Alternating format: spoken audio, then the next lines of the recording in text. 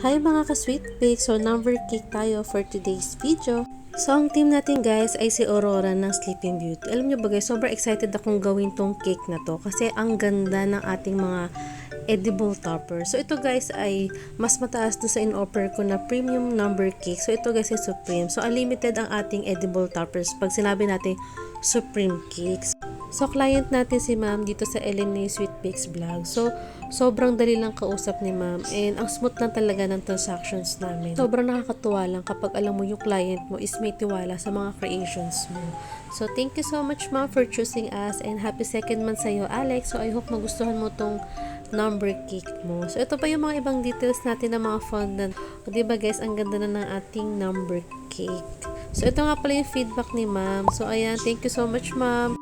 Nakakatuwa lang makareceive ng mga feedbacks from our clients. So, sobrang worth it lahat ng pagod talaga. So, ito na yung ating cake guys. Nag-additional pa ako ng mga edible flowers. At syempre, hindi mawawala yung ating pag-gold pearls dyan sa ating cake. So, kaya na ni-request ni ma'am.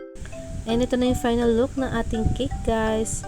O, diba? Ang ganda ng ating mga toppers. So, I hope nagustuhan niyo yung ating number cake today. So, thank you so much guys for watching. Bye!